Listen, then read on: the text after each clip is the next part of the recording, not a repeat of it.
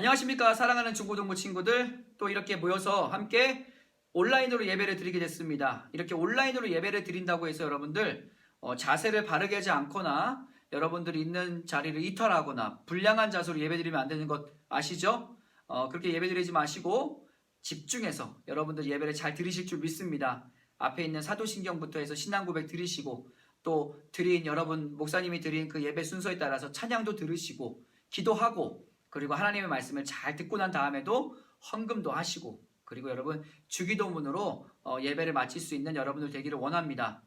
오늘은 지난주에서 바벨의 사건에 대해서 함께 얘기를 나누고 있습니다.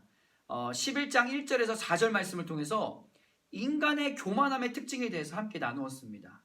그리고 여러분 오늘은 11장 5절에서 9절까지의 말씀을 통해서 하나님께서 어떤 행동을 취하셨고 그 행동의 진정한 의미가 무엇인지 함께 은혜 나누기를 소원합니다.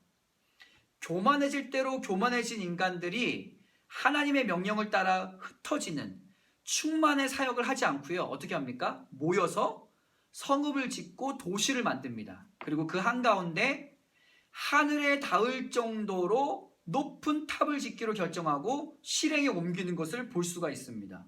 여러분, 하늘에 닿을 정도로 탑을 만들었으니까 얼마나 튼튼하고 크고 높게 만들었겠습니까? 많은 신학자들이 공통적으로 하는 이야기가 바로 뭐냐면 그 탑의 형태가 지구라트라는 건축물이라는 거예요. 이 부분에 있어서는 이따가 다시 한번 말씀을 드리고요. 어찌됐든 그들이 벽돌을 만들어서 탑을 쌓았다라는 겁니다. 벽돌을 만들어서 흙을 짓이겨서 햇볕에 말려서 벽돌을 만들었는지, 또는 흙으로 만들어서 그것을 구워서 벽돌을 만들었는지 정확하게는 알 수 없지만, 아무튼 그들은 벽돌을 만들어서 그 벽돌을 쌓아 올라서 탑을 만들었다라는 겁니다. 여러분, 이만큼 인간은요 비범한 능력을 갖고 있어요. 하나님의 형상을 닮았기 때문에 어떤 문제에 대해서, 어떤 현상에 대해서 관찰합니다. 그리고 그 관찰한 것들을 가지고 더욱더 인간의 이로움을 위해서 노력하고 발견하고, 그 모든 것들로 말미암아 더욱더 이롭게 되어져 가는 세상을 만든다라는 거죠. 자, 여기서 제가 질문 하나 드리겠습니다.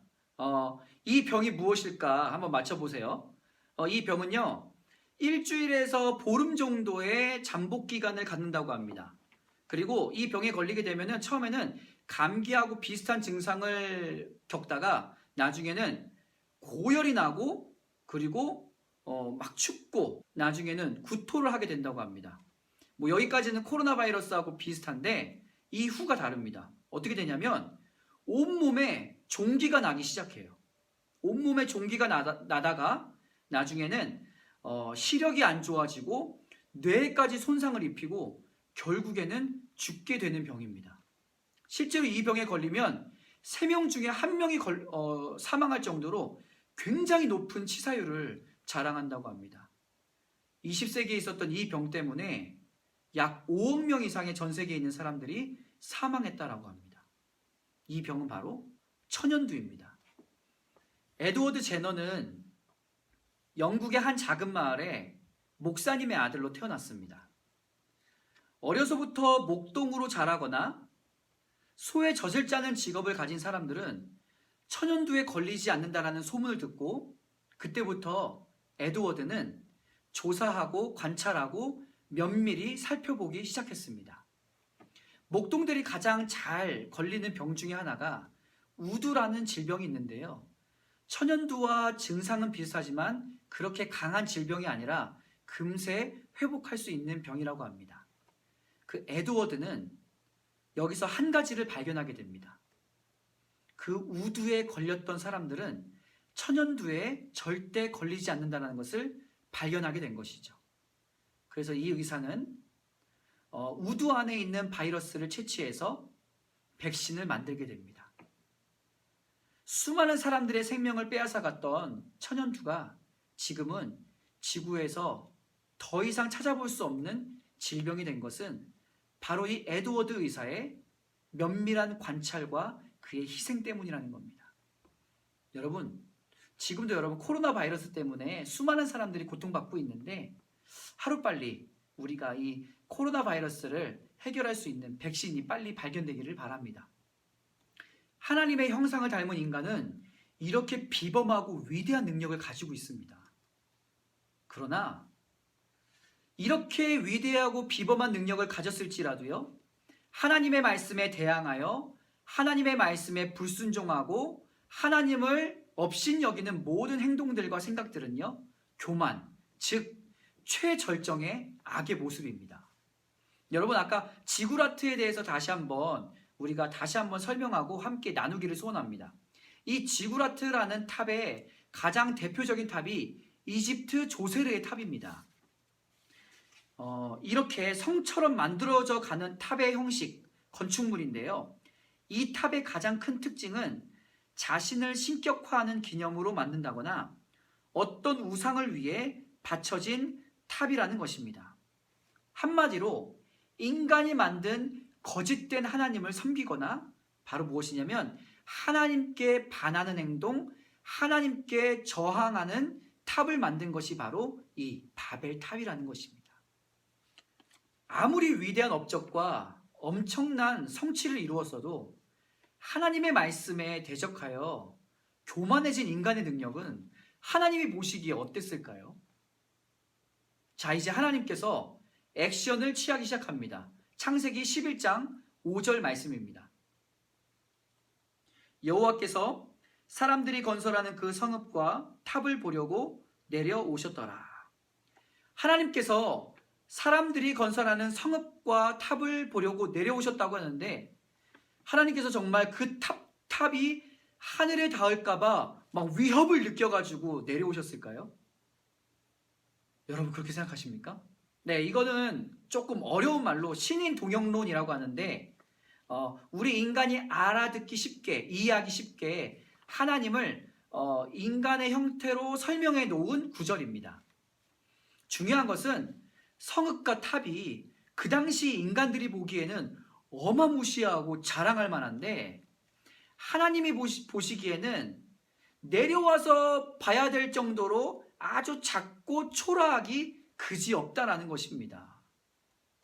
여러분, 우리 인간이 아무리 엄청난 업적을 이루고 위대한 일을 했을지라도요, 하나님이 보시기에는 아주 작은 것에 불과하다라는 겁니다. 과학과 기술이 아무리 많이 발달해도요, 지난주 얘기했던 것처럼 4차 산업혁명이 온다고 할지라도 많은 사람들이 행복해질 것처럼 말해도요, 여러분 지금 어떻습니까? 눈에도 볼 수 없고 현미경으로도 겨우 볼 수 있는 작은 세균 덩어리 하나 때문에 전 세계가 지금 불안과 공포에 휩싸였습니다. 이게 바로 인간의 한계예요. 인정? 이렇게 모여서 하는 짓이 하나님을 대적하는 일, 자신의 본분과 사명을 잊어버리고, 그래서 하나님께서 하신 특단의 조치가 무엇입니까? 언어를 혼잡하게 하는 것. 어제까지도 말이 잘 통했던 내 친구가 아침에 일어나니까 말이 통하지 않아. 여러분, 영어를 왜 공부합니까? 영어를 열심히 공부해서 시험 성적을 잘 받아야 되겠다. 이건 차선책이고요. 영어를 배우는 가장 궁극적인 목적은 바로 뭐냐면 내 관심을 나누는 거예요. 너와 내가 서로 대화하며 서로의 생각을 공유하는 것. 서로 친구가 되는 거죠. 바로 뭡니까? 소통입니다. 소통. 그래서 영어는요, 학문이 아니라 영어는 언어입니다. 언어를 혼잡하게 하는 데 있어서 가장 큰 중요한 의미는 바로 뭐냐면 소통의 부재예요. 하나님과의 온전한 소통이 이루어지지 않게 되었고, 사람과 사람 사이에도요, 소통이 이루어지지 않는 거예요. 심지어 같은 말을 해도 소통이 안 돼. 같은 집에 사는데도 소통이 안 돼요. 우리 언니가 도대체 왜 저러는지 모르겠어. 내 동생이 왜 저렇게 말하는지 모르겠다는 거죠. 여기서부터는 우리 부모님들도 같이 잘 들었으면 좋겠는데요. 우리 아이들이, 우리 친구들이, 청소년들이 학업에 대한 스트레스를 굉장히 많이 받습니다. 열심히 공부하면서 학업의 스트레스를 받아요. 또 어떤 친구들은 공부는 안 하는데 학업의 스트레스는 받아. 어쨌든 스트레스를 받아요. 청소년 아이들 8,700명을 대상으로 설문조사를 했다고 합니다. 그 아이들이 무엇으로 가장 큰 스트레스를 받느냐? 1위가 바로 뭐냐면 절반 이상이 학업 때문이라고 합니다. 두 번째는 15% 정도가 친구 때문에, 그리고 10명 중에 1명꼴로 되는 10%가 가족 때문에 스트레스를 받는다고 합니다. 그리고 두 번째 또 재밌는 질문, 설문조사를 했는데요. 부모님의 어떤 이야기 때문에 가장 큰 스트레스를 받냐라는 질문에 첫 번째가 바로 뭐냐면 엄마, 이런 거죠. 예를 들어서 엄마, 나 진짜 이것 때문에 힘들어. 공부하는데 너무 힘들어 라고 했을 때 부모님이 어떻게 대답했을 때 가장 이것이 나를 힘들게 한다. 첫 번째, 네가 지금 스트레스 받을 게 뭐가 있어? 지금 네가 겪는 건 아무것도 아니야.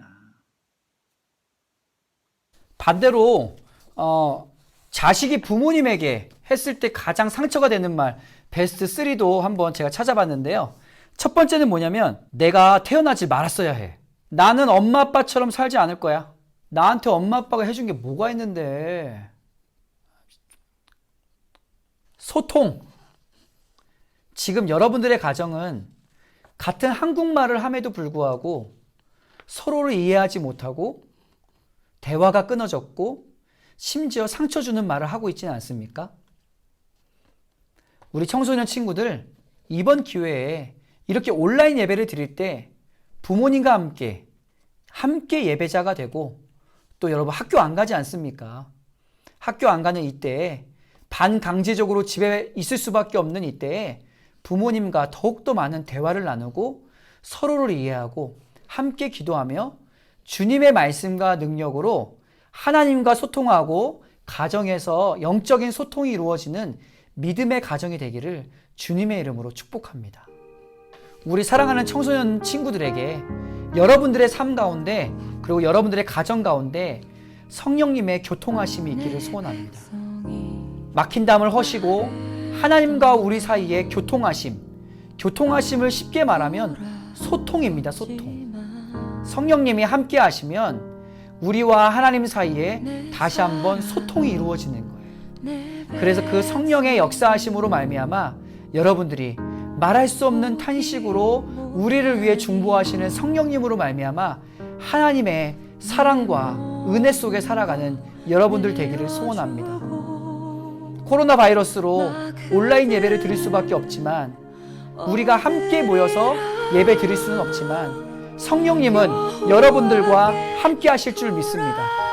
여러분들이 있는 그 자리가 성령님이 함께하는 자리이며, 성령님이 여러분들과 소통할 때 여러분들이 하나님의 은혜를, 강물 같은 주님의 은혜를 받을 수 있을 줄 믿습니다. 사랑하는 친구들, 일주일 동안 또 힘내시고 승리하시고 함께 하시기를 소원합니다. 감사합니다.